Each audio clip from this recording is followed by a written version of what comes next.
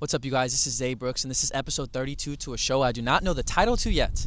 Today, what I want to talk about is trust in other people. I know I always talk about trusting in yourself, trusting in God, trusting in the universe. Those are all things that are very valid. But something that came to my attention today while I was playing basketball with my friends made me think, having trust in other people will take you very far. I might botch the saying, but if you want to go fast, go alone. If you want to go far, go with a team or something. You know the saying that I'm trying to say. But in any case, I was playing at the gym today, and me and my buddies were on one team, and we were just too good, right? We were beating everybody. And the last game, I was like, no, let me switch teams and let me go on this other team, right? So we evened out the teams, and we ended up playing, and the game was just really good. One of the best games we've had all day. My team ended up winning. And regardless, like if I had won or lost, it was a very fun game. You know those type of games where if you've ever played sports before where it's like, man, win or lose, like that was a fun game. Like that was worth the exercise. That was worth the time. Like I enjoyed myself, you know.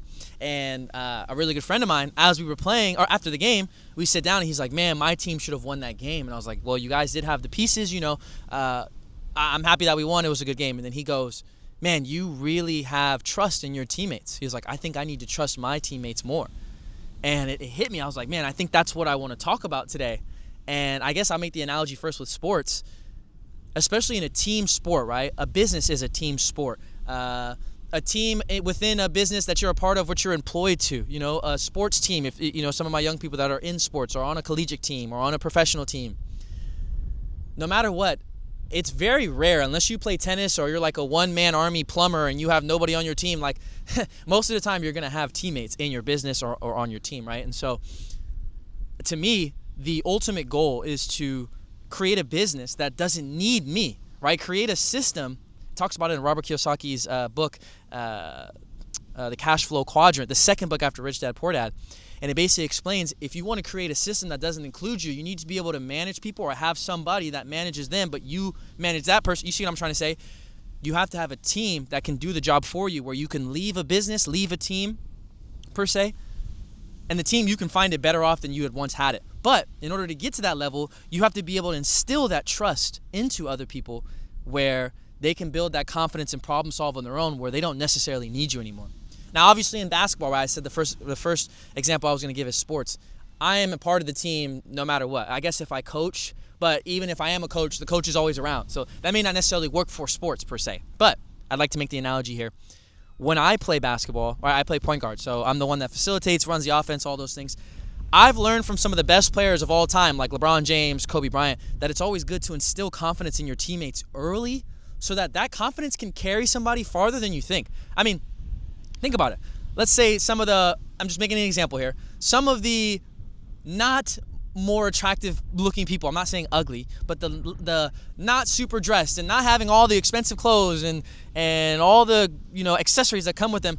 It's like the most confident people are the ones that always land opportunities, land the beautiful girlfriend or boyfriend, whatever you want to call it. Confidence takes you a long way, right?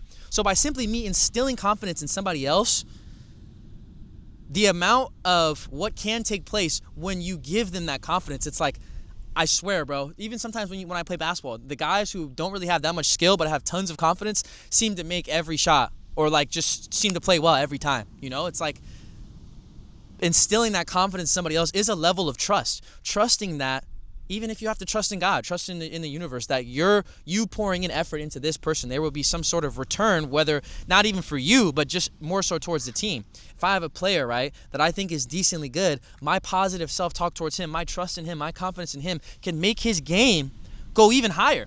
And every analogy that I'm making, I'd like you to take it from sports to business to wherever you see it in your life. But by instilling that confidence, my belief in him, it can take that person in any endeavor farther than they could have imagined, just simply by the confidence that I give. But I'll take a step back. It takes a level of self-perception. I have to be holding myself accountable and have the discipline to where not only I get to worry about myself, but I can simultaneously be that confidence for other people, you know, not just myself. It's very hard when you're trying to push other people when you don't have like that confidence or perception of self well enough to where you can manage you while on the outside managing other people. You know, it's not easy at all, for sure. And that's why, you know, it's a privilege to be a captain of a basketball team or a math club or a chess club, debate team, whatever. You know, that's something that you slap on a resume because being a captain, being a leader, not only do you have to keep yourself in check, but you have to keep others in check. And let's say that I'm not in check or I'm not holding myself accountable. That makes me more susceptible to not being understood or listened to by my other teammates. I think that's something that's pretty important. If I'm not pulling my weight as a leader and I'm not one of the hardest working people on my team, right, when I played basketball, how would anybody ever listen to me and what I have to say? So I think that's pretty important too, is knowing who you are, having that perception of self to manage yourself without being, emotionally bothered by things swaying in your favor. That's something that you should be so in check as a leader of your own emotions and your own thought processes that you can discern them very quickly and then get back to focusing on instilling confidence in your team, building that trust with your teammates. Some people, right, and I'm just being real, when they play basketball, when they work a job, or they're trying to build a business, they can only think about themselves and what it has to do with me and how does that affect me, right? And it makes it very difficult to be able to manage other people confidently with kindness, with peace, with patience, with forgiveness. When you're so wrapped up in yourself, you may end up projecting your feelings or lack thereof, or I guess lack of mental stability onto your team, the people that you're managing in essence, right? So, one thing I learned from rest in peace Kobe Bryant, he always made sure that he got his teammates involved early, because as the game gets deeper and deeper, he's going to be the one to have the ball. At the end of the day, the big decisions come down to the leader, right? If I'm the owner of the business and a big decision comes down to play, I'm going to be the one in the room to decide it. That's how I want to be. I want a system that's mine that I can create where I make the big decisions, because, you get what I'm trying to say. When that happens, you may still need to defer and ask and delegate work to the people that are, that you're managing, and that confidence that you instilled in them in the beginning will come back around tenfold towards the end of the game. It's like, I don't know if any of you ever watch basketball, but some of the biggest shots in Michael Jordan's career came from other teammates. Scottie Pippen, John Paxson, Kobe Bryant. You have Robert Horry, Derek Fisher. These are guys that some of the greats instilled confidence in time and time again, and they show up right when you need them to. It's like karmic debt. It's like the amount that you pour into somebody, the life, the love, the confidence. It's like it comes back for the sake of the team tenfold, and everybody benefits from it. But it all came from you having the discernment to manage yourself and then take the extra time and energy that you have to instill it into your teammates. I think it's also important to give those said teammates opportunities to succeed. I don't think it's smart to give my teammates some sort of daunting task. When they don't achieve it, now they're not in a position to succeed for other things. It's like giving them little tiny pieces of tasks to do to build confidence, so that later on when I ask them to do something that's pretty daunting, like guard the best player, or work out this deal, or go to dinner with this client to land this type of whatever, giving them tiny tasks for them to achieve early. It's like it's a snowball effect that when it comes to bigger jobs, bigger things to get done, they can get that done. I think it's worth mentioning that you can give all the faith and trust in somebody, but that doesn't mean that they're going to be perfect 100% of the time. It comes down to the leader's discernment, being able to decide, okay, is this person that I'm asking for an opportunity, do they have the energy, the bandwidth? How is their mental state? Is the task at hand going to jeopardize the integrity of the team or the business? There's a lot of things that you have to keep in mind. When and if they do fail, you're still in a good place. And again, that just comes down to how well can you lead? How well can you delegate? And also worth mentioning, when they fail, the amount of love that you need to show is far more than when they do something right. They need you in those moments to let them know, even when they did wrong, you still have that insane amount of confidence, faith, and trust in them, and they'll go miles beyond comprehension. Because when somebody does wrong and you still instill that faith, they want to do right by you tenfold. It takes a lot of perception. Perceiving what the people on your team, what their strengths are, what their weaknesses are. Why would I want to place my big man, right? For example, why would I want to place my center to bring the ball up and have the ball 50 feet from the basket? Why would I want my shooter that's really good shooting? Why would I want him dribbling the ball all the time? I have to understand quickly what they're good at and what they're not, and then put them in the best advantage time and time again. And in their minds, right, this is the crazy part, right? And people will think, oh, this is manipulation. I can't believe you're manipulating. No, I am simply placing the right person in the right situation time and time again. Do they know that I'm necessarily doing that? I guess not, right? If I'm swinging the ball or if I'm giving opportunity to this player and not this player, do they know that I did that because, the person on my left may not succeed as well as the person on my right? I guess not. Is that manipulation?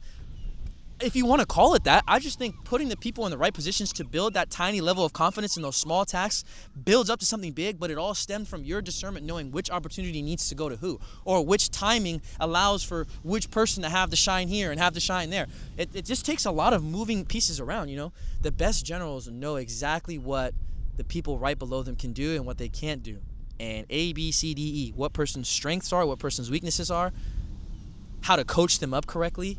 Some players, right? When I was on my college team as a captain, some players I could legitimately yell at and get them going by just, having that urgency, right? And that sense of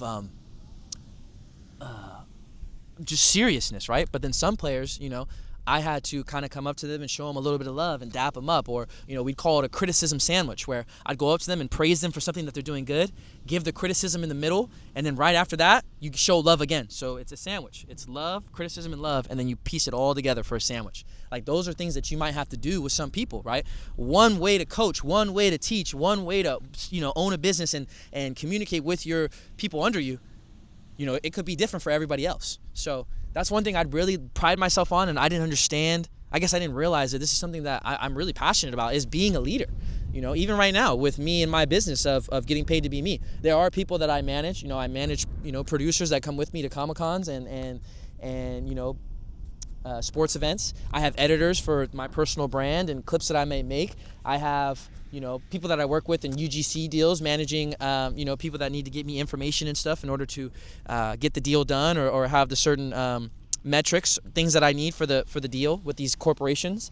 Managing can really take you so far. And like I said, being a self-employed individual like I am, the difference from me becoming a self-employed and a business owner is managing people and creating a system that doesn't need me, right? If you want something all done by yourself, like, that's totally fine, but no matter what, you're going to have to trade your time for money. And this is where I'm more so getting into business now, right?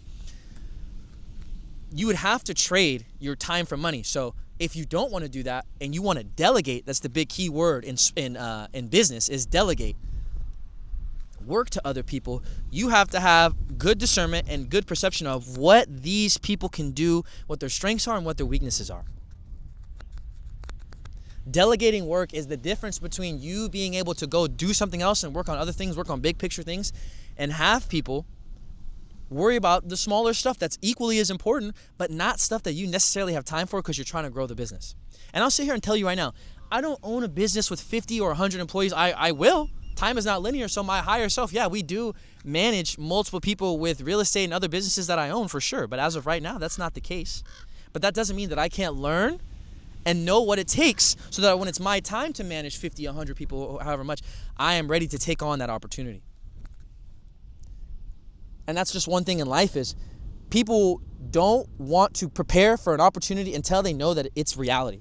I guess this is a little bit of tangent that I'm going on, but I was ready to invest in one of my best friends in the card space, like Pokemon cards. You guys know what I mean. And you know how people are selling them and they go to, card shows and they sell it and all these things. One of my best friends, I told him, I said, I'm ready to invest in you. I'm ready to put X amount of dollars into your business for it to grow. Obviously, I'd see some sort of return on my investment, but I'm not worried about when that happens. You just go do you, build the business. And so opportunities come left and right. In this situation, my friend wanted it to happen on his terms. And so I explained to him, when somebody gives you the opportunity for something to happen, you can't just want to do it on your own terms.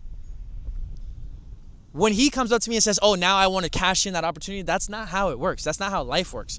You have to be willing to meet. Luck is opportunity and preparation happening at the same time. The hardest part for people in business, in life, in sports, they want to work for something when they know it's most convenient for them. That's why a lot of opportunities pass people by and they're too busy complaining that the opportunity didn't show up when they wanted it to. So I honestly lost my train of thought of what I was talking about before that, but I think that is very important, that in opportunities, some are going to come left and right. You have to be ready for them right now. You need to train your body, train your mind, train your spirit, read books, listen to podcasts. Like, who knows? Oh, that's what I was talking about. Who knows for the opportunity for when it's my time to own a business and have 50 to 100 employees, right? I have to be ready for that opportunity. That could come upon me out of nowhere. I'm not ready for it, and then it just leaves me as fast as it came. So that's to say, if you figuring out what you want to do, I talk about this every episode, who you want to be, where you want to go. Once you know that's what you want, you need to start preparing for it like it's already happening in 2 weeks, in a month, in 2 months. There's no karma in preparing for something right when it happens, because ultimately you won't be ready for it. And I've had moments like that in my life. I've had reality TV show producers being like, yo, we want you right now. We're ready for you. You know, let's figure out all these X's and O's. And honestly, I wasn't ready for it. I wanted it, but I wasn't ready for it. And so the opportunity came and left. And I've learned since then. That happened, I think, a couple years ago. It was a really, really big reality TV show. I learned since then I need to be ready for any and all opportunities. My favorite saying from my dad is, if you stay ready, you never have to get ready. So when I tell you these things about managing and your team and all these things, yeah, you might be managing a basketball team. You know, you might be the team captain, or you might be coaching. That's a value to you right in this moment. That's something that you can practice. But just because you may not be in that opportunity that I'm talking about right now doesn't mean that you can't apply it to other things in your life, and or just simply prepare when the opportunity comes up. Because honestly, truly, I'm talking to you right now. If you want to be somebody, you have to have people under you that work for you. Kai Cenat, Drewski, A$AP Rocky, Denzel Washington, anybody that you can imagine, Jeff Bezos, Elon Musk, anybody, right? I'm just naming business owners. Anybody, right? You could be a principal of a school. You have vice principals, you have the superintendent, you have the dean of students, you have everything is a system. So if you want to be somebody, there's going to be people that work either with you, under you, above you. Honestly, you don't want anybody above you. That's just me. It's my anecdotal experience. I am an entrepreneur, and I knew that I didn't want anybody telling me what to do, honestly. They could give me advice. They could give me suggestions on what to do, but you're not going to tell me what to do. I'm sorry. And that might sound stubborn. That might sound arrogant, but that's the life I want to live. So you live the life you want to live. And if you want to live the life that I also want to live, you have to be able to manage people at your level or below you and nobody above you. So I knew this is something that I really wanted to talk about. I just didn't realize it until my friend had said it. So I appreciate you for saying that, bro, if you're watching this. Trusting in other people, it comes back tenfold, bro. But you really have to be able to pour in genuinely and authentically. I will say there have been teams before where I was still pretty young and tried to lead. And it's hard to crack some eggs in terms of what to lead with and how to lead, because sometimes people just really don't want to be led. And that's an unfortunate part too, is can you manage somebody that really doesn't want to be led? Can you not manipulate, but can you influence and suggest ways for them to go about their work that makes it feel like they have the freedom and choice? Lo and behold, I just granted them this opportunity where I was having them, analogy, go bowling, and I had the little things up on the side where they couldn't fail. But in their mind, they're like, nah, I'm my own boss. I'm leading it the way I want to. This boss, Zay can't tell me nothing. Like, I'm my own boss. It's like, okay, cool. Like, I'm just going to put you in a position to where you can't fail. I build you with that confidence. Now, lo and behold, I wanted you to be your own boss in the first place because I wanted to create a system that I don't have to be a part of, where you can just work and I can just go somewhere else and focus on other things, build other businesses, make the business bigger. Like, I think it's okay to have people in your business that push for something, that want to be autonomous, that want to be on their own. That's totally fine. But you have to be able to manage certain people the way you go about it.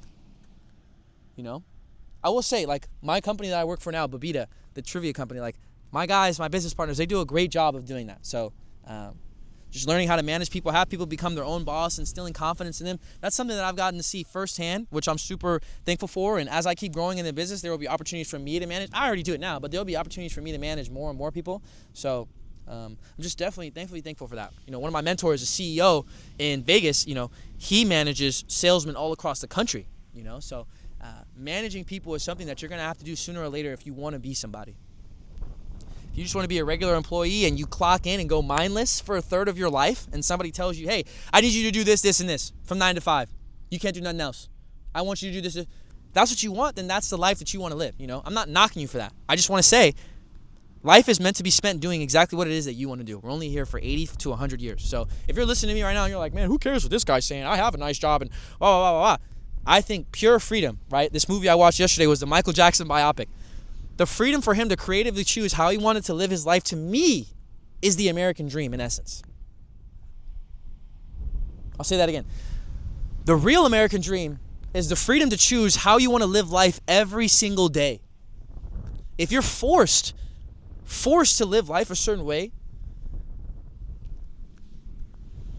I don't know what to tell you. I think that's the true American dream, is being able to wake up and be like, I want to do this today. I want to do this today. And hopefully you have so much intrinsic value with the business that you're building, or even the job. Nothing wrong with the 9 to 5. Even with what you have, are you willing and able to love what you do? And hopefully you wake up and what you choose is your job, is your career. That's the best case scenario.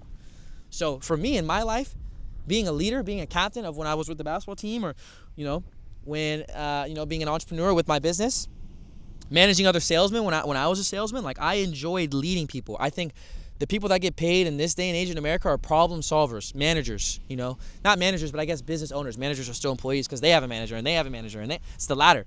Being the business owner and hiring managers and managing the managers is the position that you want to be in. I think that's the American dream, is where, hey, managers, do your thing, manage. I'm going to go to Japan for 2 weeks. Why? Because I want to. I want to choose to live life how I see fit. And when I come back, the business is going to grow because I've instilled confidence in you guys. I've invested in you guys. I've invested in the company. This is something that I really want to see grow. I have intrinsic motivation. I'm authentic and genuine, and I serve you guys well. I pay you guys well, and it's an awesome scenario all the way around. You guys get the security that you're looking for, and I get the freedom that I want. That is, I just explained to you the American dream. There's two sides of people. One gets the security that they're looking for. The other gets the freedom. Which one do you want? Do you want security? It's all there for you. I don't know if you'll be able to get the security and the freedom part. It's hard to get both. Very hard. Unless you have the freedom and then work hard enough to have the security. So you could, I guess I renege my statement.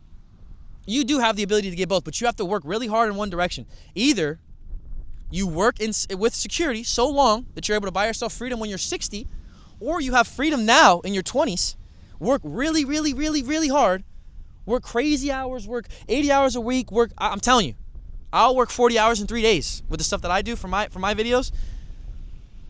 Work really hard and then find that security in the freedom. And to me, you're still free that whole time. You just added on security. Instead, it's like, oh, I have security. Oh, wow. Dang, I have freedom. And it's been 40 years. That's just the way I look at it.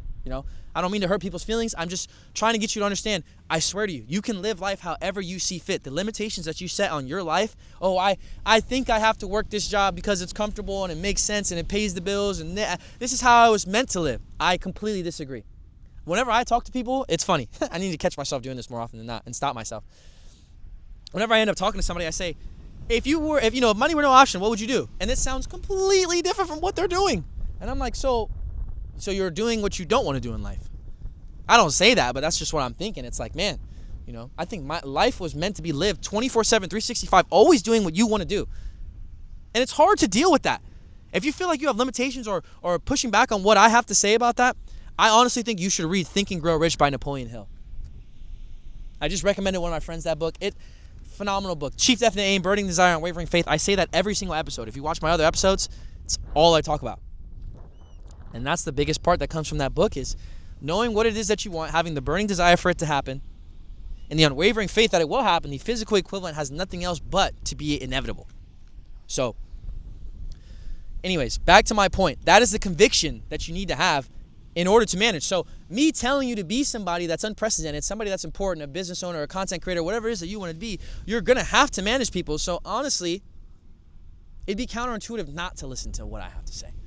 And either you can agree with what I have to say, disagree, but nonetheless, listening to what I have to say and trying to apply that in your own life, or learning about certain situations, or reading about leadership, or reading about owning a business, those are things that, honestly, if you feel like you're destined for something like that, then I would read up on it if I were you.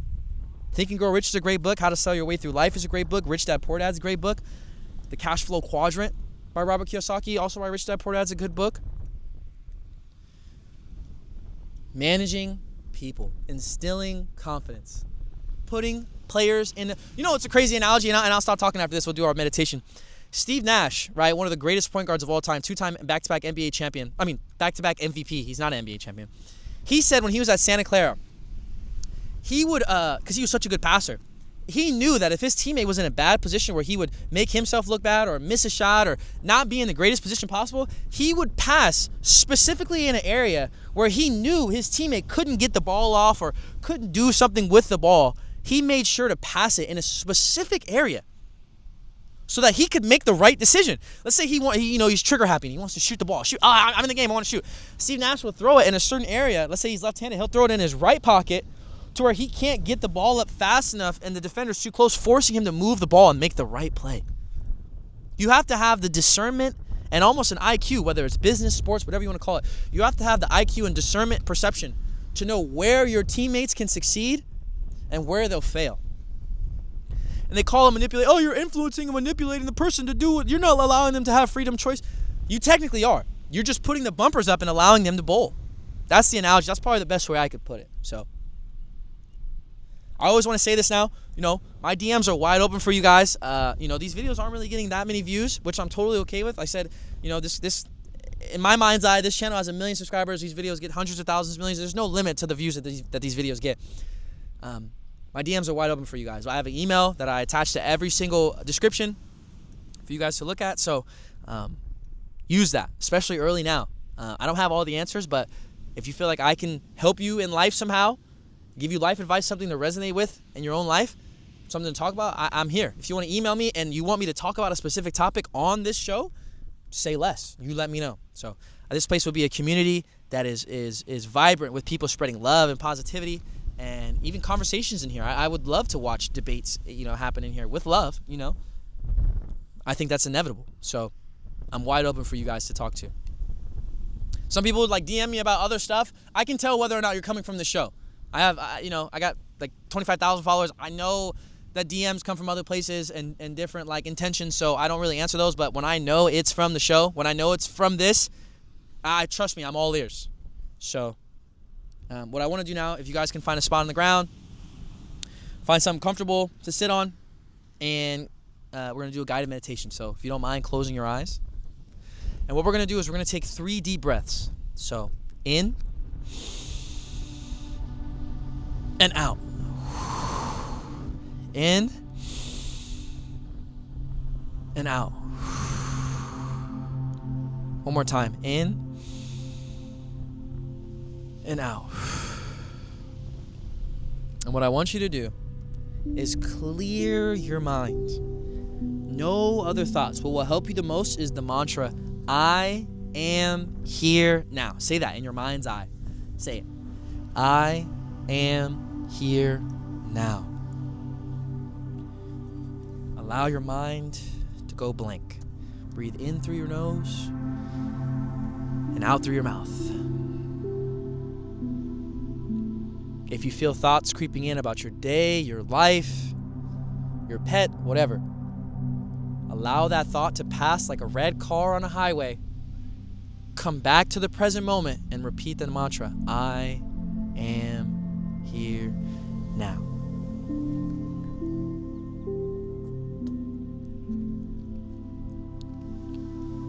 You'll start to feel your shoulders loosen up. Start to feel your jaw unclench. Your muscles will relax. And you'll think to yourself, man, this bliss is just coming from 30 to 90 seconds of intentional thought.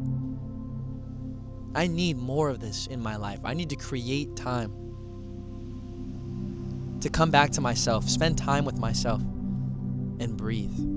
So I'm going to allow you guys to breathe here just for a little bit longer. In through your nose, out through your mouth. Relax in your body, the spirit that exists within your body. There's nowhere else to be except right now. You feel the energy of life and the universe just coursing through your feet. Just feel it. It feels so good. And energy just slowly rises to your calves and your shins, and you just feel life's energy, just the positivity of life just coursing through you. And now it's rising up to your knees and your thighs, and you just feel it. It's so tingly. It feels so good. It feels so refreshing. Now you go all the way up to your stomach and your lower back, and that energy feels so good. It's like I'm being wringed out like a sponge of all the negative things in my life. All the negative energy. Now it's coursing up through your chest and your back. You feel it in your hands, in your arms. Energy's pushing up through your shoulders. Now it's at your neck. You can feel it. It's bottlenecking. You can feel all the energy in your neck. It feels so good, so revitalizing. You almost feel tingles. You're still breathing in through your nose, out through your mouth. And now you feel all of this negative energy that you have that's being squeezed out like a sponge towards your mouth. And what we're going to do is take a big breath in. Breath out. Expel all that negative thoughts, negative energy. It was being squeezed out of you like a sponge. One more time. In. Out. Let it all out.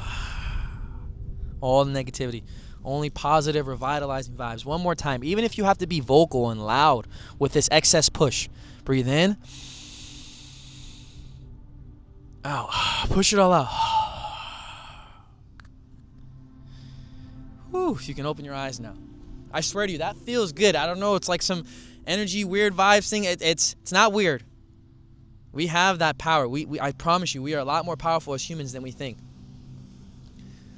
All I want to do is give you thought-provoking concepts and things to resonate with in your own life. So hopefully I'm doing that for you guys, and I'm excited. This is something that I enjoy doing. I love doing. I'm going to build a community doing this, and I'm forever thankful that I came up with this idea, that God gave me this idea to talk to you guys. So I appreciate you guys, man. Life is truly, truly good. I promise you. Look around. Look at life. All right. I'll see you guys on the next one.